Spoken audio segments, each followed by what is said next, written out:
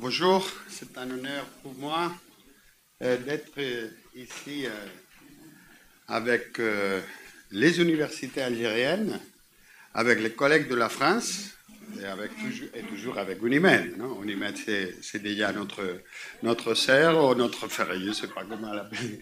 Mais bon, euh, je vais parler très vite pour vous donner une photo de l'université de Grenade et de l'université et de son stratégie d'internationalisation. D'accord. Bon, nous sommes vieux. Je viens de voir ici qu'il y a des universités très jeunes, mais bon, malheureusement, nous sommes trop vieux. Trop vieux pour moi aussi. Hein. Alors, notre université, bon, c'est une ancienne université, c'est une des plus anciennes universités dans l'Espagne. Elle était fondée officiellement, d'accord. Officiellement, elle était fondée dans l'année 1531 par l'impérateur Charles V. Mais j'ai dit officiellement parce que vous savez que la Grenade était la dernière ville arabe qui a été avec les Arabes pendant huit siècles. C'est 800 années. Et alors, avant créer l'université de Grenade officiellement par l'impérateur Charles V, il y avait la Madras. La Madrasa en espagnol.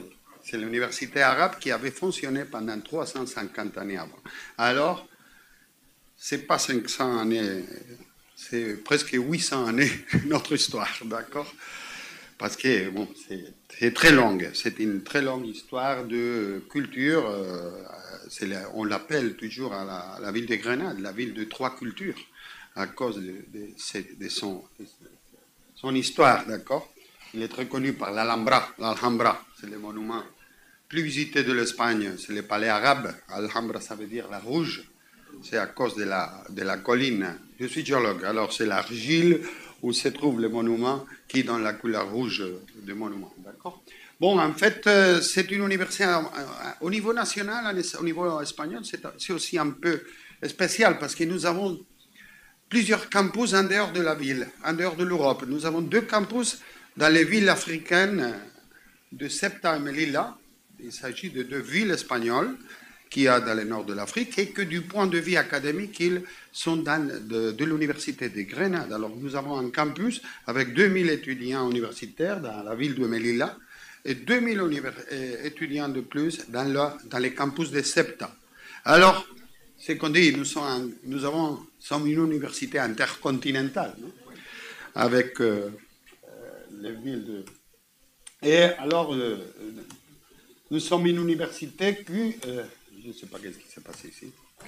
Qu'est-ce que tu fais, Martin?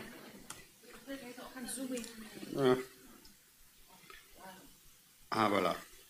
D'accord. Bon, c'est une université qui est localisée sur la ville de Grenade, avec un environnement naturel historique.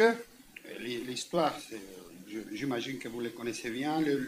L'environnement naturel, c'est aussi un peu singulier.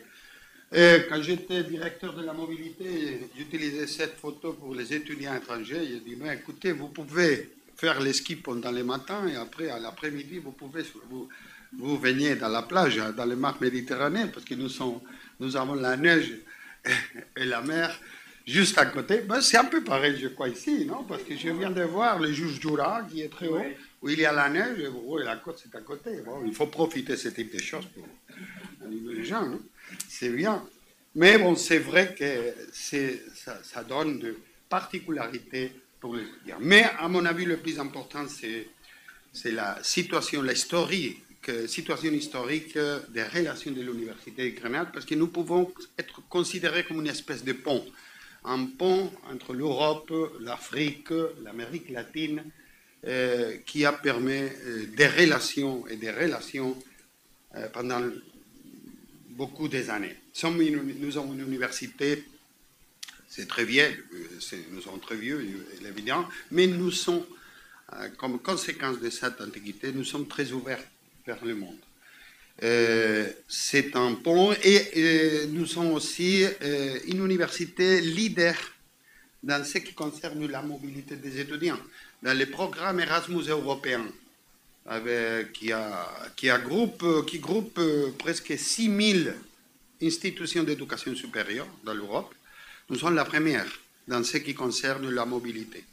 Nous envoyons chaque année 3000 étudiants vers 70 pays et nous recevons chaque année 3000 étudiants d'une cinquantaine de pays. Alors nous avons vraiment un campus international parce que nous avons la responsabilité de gérer 6000 étudiants internationaux de mobilité chaque année. C'est beaucoup, c'est vrai. En plus, nous avons beaucoup de projets de coopération académique. Nous avons à peu près 50-40 projets Erasmus de capacity building, chaque année gérés par notre bureau de relations internationales. C'est Alba, Madame Alba, qui est là-bas. Alba, là. Elle est une des responsables des projets internationaux de coopération académique. Elle connaît, vous pouvez profiter en parlant avec elle pour demander tout ce qui concerne les chiffres, les typologies des projets que nous avons, etc. D'accord? Bon, nous avons une offre académique assez grande. Nous avons actuellement presque 60 000 étudiants, à peu près 3 500 professeurs, 2 500 personnels administratifs et techniques. Dans ce qui concerne les étudiants de troisième cycle, ça veut dire master et doctorat, à peu près le 24% de ces étudiants, ils ont des étudiants internationaux. Et je ne parle pas ici des étudiants en mobilité, des étudiants réguliers qui ont des nationalités différentes et qui sont à Grenade pour étudier des cours réguliers. D'accord? Et bon, nous avons 27 facultés, 124 départements, nous avons centres de recherche, les instituts de migration, les instituts de la femme, les instituts de l'eau, nous avons l'institut de la paix et du conflit, nous avons des différents instituts qui regroupent les professeurs de différentes facultés pour faire des recherches scientifiques. D'accord? C'est des instituts multidisciplinaires parce qu'on peut étudier, par exemple, l'institut de l'eau. Il peut regrouper des professeurs de droit. Il y a la droit de l'eau, nous avons un master de droit de l'eau, mais il peut regrouper aussi des chercheurs biochimistes, chimie de l'eau, hydrogéologues. Alors, les instituts, ils cherchent grouper de chercheurs de différentes matières pour créer vraiment des groupes multidisciplinaires et qui permet d'accéder aux des appels internationaux, des projets, de la recherche, etc. D'accord? Et alors, nous avons aussi le programme des troisième cycle. Nous avons à peu près 90 diplômes de licence, mais master, nous avons une centaine de masters, 28 programmes de doctorat qui sont groupés normalement dans les écoles doctorat.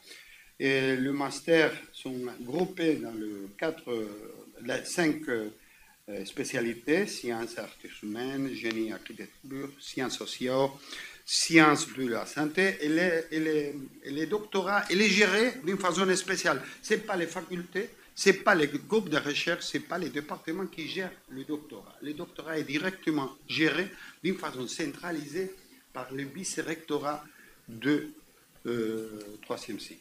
Pourquoi? C'est pour éviter, c'est pour donner, pour assurer, disons, la qualité. Il ne faut pas qu'un département peut gérer seulement un programme parce qu'il y a toujours les risques de, on va mettre un Amiens, on va mettre quelqu'un que je connais. Non, mais si c'est l'université qui gère le troisième cycle, on va chercher toujours les meilleurs professeurs, le mieux réputé pour donner les cours, les différents programmes des doctorats. Alors, c'est une gestion spéciale par rapport aux autres universités. Non? Dans ce qui concerne l'internationalisation, nous avons à peu près 1200 accords bilatéraux avec presque 800 universités ou des institutions internationales. Il y a un indicateur très fort, c'est le 28%, presque le 28% des étudiants qui finissent ces études, ils ont déjà une expérience de mobilité internationale. C'est un indicateur d'internationalisation de la mobilité. Alors très vite, Bon, voilà, ça c'est. Nous avons une carte dynamique sur notre site web où vous pouvez voir tous les accords que nous avons. C'est une carte dynamique que vous pouvez consulter dans la page web et vous pouvez voir où se trouvent tous les accords. Avec l'Algérie, nous avons dans les 4 Erasmus, nous avons 21, c'est ma faute quand j'étais le responsable de la relation avec l'Algérie, 21 accords avec des universités algériennes, dont deux de ces projets, c'est Begaya et CETIF 2. Ah, je vous rappelle qu'il vous reste en mobilité pour des. Il faut la dépenser avant le juillet, hein? Sinon, il faut profiter. Et bon, je voudrais bien inclure tout le reste des universités, mais je ne sais pas si l'Europe va nous donner mobilité suffisante pour tout le monde. Mais je voudrais bien sûr. D'accord. Et bon, dans ce qui concerne l'internationalisation, la politique en langue, c'est très important pour nous. L'Université de Grenade est très intéressée dans l'arabe. Nous avons une fondation d'études arabes. Nous avons des études, des licences, des programmes de doctorat qui concernent l'arabe, l'étude de l'arabe. Même nous sommes en train de. Bon, je crois qu'il n'est pas signé. Sinon, nous sommes en train de signer avec l'Institut Bourguiba de Tunis pour l'apprentissage de l'arabe. Alors, l'arabe, je crois que c'est très intéressant dans le futur des relations avec vous pour intensifier les études arabes. Traditionnellement, à Grenade, il y a toujours. Et nous avons des centres spéciaux d'accueil pour l'accueil de chercheurs internationaux avec notre centre Welcome Center. Nous sommes déjà beaucoup de chercheurs, de visiteurs qui viennent tous les années. Et alors, on a été obligé de créer un système d'accueil. Normalement, avant, c'était le directeur du département, le professeur, bon, je t'accompagne pour voir la ville. Non. C'est beaucoup de gens. Et alors ici, c'est créé par les sites web, même un chercheur qui va venir. Avant, il peut être enregistré pour obtenir tous les permis, tous les dossiers qui vont l'aider dans le visa. Même s'il va venir avec sa famille, on peut l'aider pour tout ce qui concerne les logements, l'école des enfants. C'est complètement un service pour l'international, non? C'est le Welcome Center. Il y a des universités européennes qui ont copié notre modèle parce que ça marche très bien. Ça donne des garanties pour les chercheurs internationaux. C'est une référence les premiers jours. Vous avez été dans l'étranger, bien sûr. Vous savez que les premiers jours, tu es perdu. Tu as toujours une référence ici qui peut t'ouvrir les portes de la ville, les portes de l'université. Bon, notre stratégie d'internationalisation, bon, je crois que c'est Mounia qui l'a dit, il a donné la définition de la stratégie. Et la stratégie, c'est très important, parce que j'écoute beaucoup des universités qui disent, bon, notre objectif, c'est la stratégie internationale. Ce n'est pas un objectif, c'est un outil. Ce n'est pas un objectif. La stratégie d'internationalisation, c'est une manière d'arriver à quelque chose. Et pour nous, c'est une manière, c'est un outil pour arriver à créer une génération des étudiants critiques, moralement éthiques, qui soient vraiment des acteurs, pas des spectateurs dans ce monde à chaque jour plus globalisé. Alors, l'internationalisation, c'est le schéma pour avoir une génération, une nouvelle génération de gens, de personnes qui sont bien formées dans ce monde. Bon, tout le monde n'est pas d'accord avec qui est très bon, mais bon, c'est le seul mot que nous avons. Alors. Bon, c'est une stratégie qui part, c'est la bonne position dans les classements internationaux qu'il y a à notre université. Nous sommes dans les 300 premières universités du monde dans les rankings de Shanghai. Alors nous sommes très bien classés.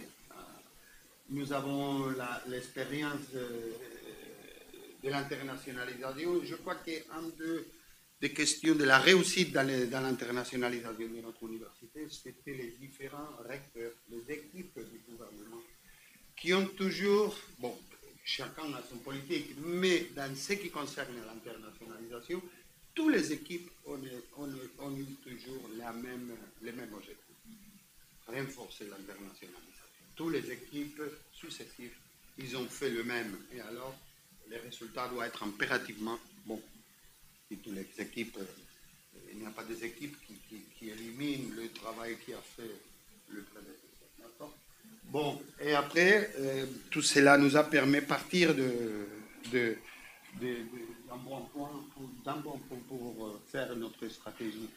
Et nous avons choisi un modèle collaboratif, pas un modèle commercial. Il y a des universités qui cherchent un modèle commercial pour gagner de l'argent, c'est bien, c'est normal.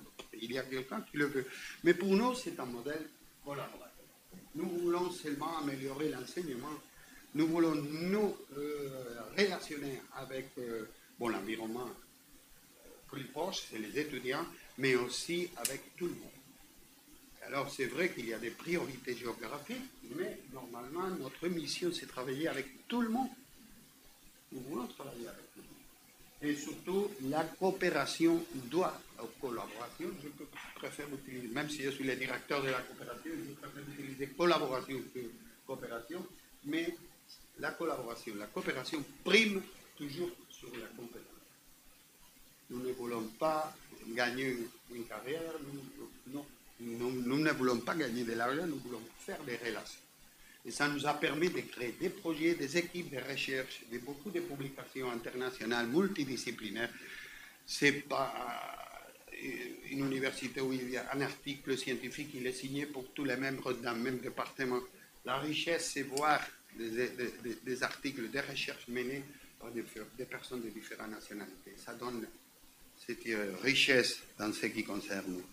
Mais attention, ça sont les 4 axes principaux, les grands axes thématiques, parce qu'une stratégie d'internationalisation doit avoir des axes thématiques, et après chaque axe, il y a des lignes d'action.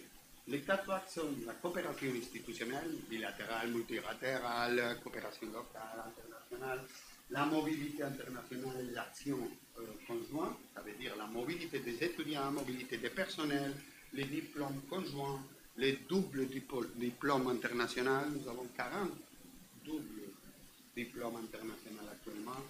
Et l'internationalisation à domicile, at home, internationalisation at home, en français, je crois que c'est internationalisation à domicile. C'est très important aussi parce que c'est l'internationalisation dans les campus. Il y a des personnes, des étudiants qui ne peuvent pas voyager, mais s'il y a toute une équipe de personnes internationales qui travaillent avec les étudiants, qui ont des activités, finalement, les étudiants locaux qui ne sortent pas. Il peut avoir une expérience d'internationalisation. D'accord? C'est ça que ça s'appelle. Ça, c'est un axe que nous sommes. Donc nous avons déjà, il y a des années pour l'organiser. Et bien sûr, très important, l'internationalisation de la recherche. Au début, il y avait l'internationalisation académique et l'internationalisation de la recherche qui était partie de notre chemin. Aujourd'hui, la stratégie doit intégrer tout. Alors, la recherche doit être aussi une des priorités dans notre stratégie d'internationalisation. D'accord? Bon, comment est-ce que nous avons fait notre système, notre stratégie actuelle? C'était toujours un processus participatif, c'est impératif. On ne peut pas dire, bon, le président, je décide cette stratégie, demain on la signe, et voilà. Non, parce que sinon il y aura une autre, probablement dans le futur, il y a d'autres recueils, je ne suis pas d'accord avec ça, et finalement, ça ne marchera jamais. Mais alors, nous avons commencé dans l'année 2015, c'était mon arrivée à la commission électorale. Il y a déjà une équipe qui organise un projet de stratégie, un processus de consultation, ça veut dire on envoie un document pour tous les collectifs de l'université, ça veut dire des étudiants, professeurs, personnel technique, tout le monde doit donner son avis sur les stratégies. Et finalement, il y a une collecte d'informations, une révision, une amélioration du projet, toute l'équipe, et finalement, on arrive dans les conseils de gouvernement, ça veut dire le maximum autorité, l'autorité maximale de l'Université de Grenade, qui finalement a donné l'OK dans l'année 2017. Alors, ça a donné une garantie disons, dans les temps. Il va rester pendant le temps parce que tous les collectifs ont participé et tous les collectifs sont d'accord avec au moins les objectifs. Mais, alors,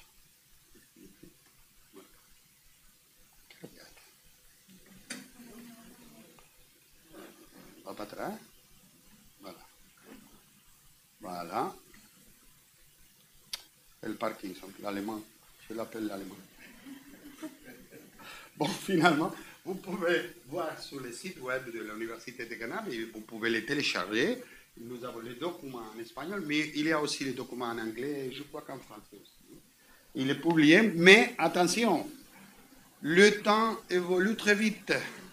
2017, bon, pour moi c'est hier, mais le rythme de la vie nous a dit que c'est trop vieux déjà. Alors nous sommes, il y a une nouvelle équipe, bon, avant, comme tous les, bon, on les verra pendant les projets, il faudra faire des indicateurs pour faire les suivis.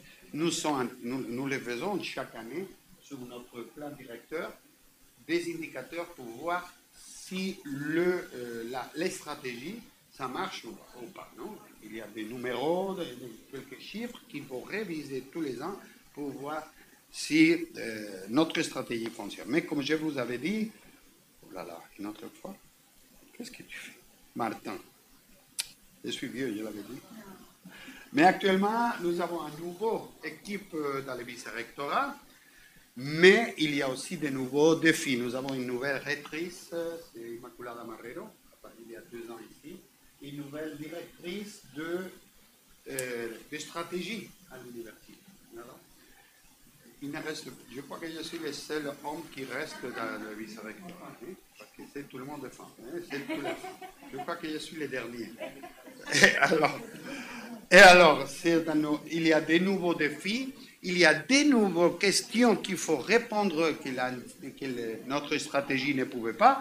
Par exemple, les nouvelles équipes peuvent renforcer la politique en langue, la politique de l'espagnol.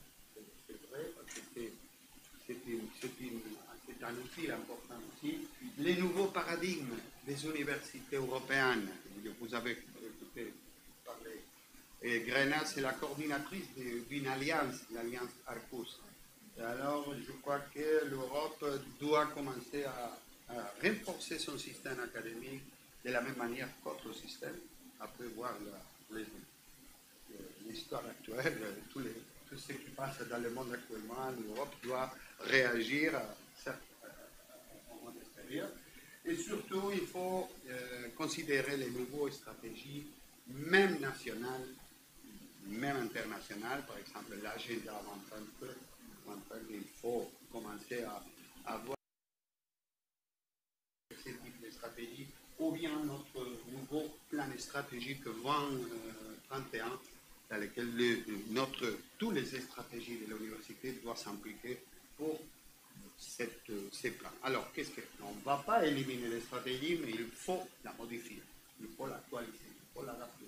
C'est ça qu'on est en train de faire, et que je crois que c'est un grand moment avec les projets, parce que vous pouvez travailler ensemble, et c'est la raison pour laquelle je crois que ces projets, j'espère que c'est une opportunité d'apprendre de vous, de pouvoir partager avec vous notre expérience, et je crois qu'on peut faire des choses intéressantes. D'accord?